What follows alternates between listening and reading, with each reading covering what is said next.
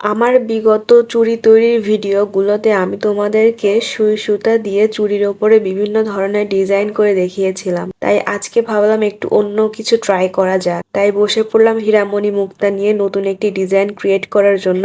আসলে আমি গরিবের হীরামণি মুক্তার কথা বলছি, তোমরা কেউ সত্যি সত্যি হীরামণি মুক্তা ভেবে নিও না। আচ্ছা, সে যাই হোক, তোমরা কিন্তু অলরেডি আমার চুড়ি বা ব্যাঙ্গেল যেটাই বলো না কেন সেটার ফাইনাল লুক কিন্তু রিলসে দেখে ফেলেছো। তো চলো আর বেশি ওয়েট না করে আমি পুরো প্রক্রিয়াটা তোমাদেরকে বলি। তো হেই এভরিওয়ান, কি অবস্থা সবার, কেমন আছো সবাই? আই হোপ সবাই অনেক ভালো আছো, তাই না? আলহামদুলিল্লাহ, আল্লাহর অশেষ রহমতে আমিও অনেক ভালো আছি। আমার মনে হয় না পৃথিবীতে এর থেকে আর কোনো সহজ ডিজাইন আছে যেটা কিনা সিম্পলের মধ্যে খুব গর্জিয়াস একটা লুক দিবে। ডিজাইনটা এত বেশি ইজি যে কেউ এক পলকে দেখেই তৈরি করে ফেলতে পারবে। ফার্স্ট অফ অল, আমি দোকান থেকে কিনে আনা চুড়ির বেস, সেটার উপরে কাপড় পেঁচিয়ে নিয়েছি। এইখানে আমি শামু সিল্ক কাপড়টি ইউজ করেছি, তবে এখানে চাইলে তোমরা কটন কাপড়ও ইউজ করতে পারো। শামু সিল্ক কাপড় ইউজ করায় চুড়ির একটু গ্লেজি ভাইব আসবে, যার কারণে মূলত এটা ইউজ করা। তবে তোমরা যদি কেউ চাও একটু খরচ কমাইতে, তাহলে এখানে শামু সিল্ক কাপড় ইউজ না করে জাপানি সিল্ক কাপড় এটা ইউজ করতে পারো।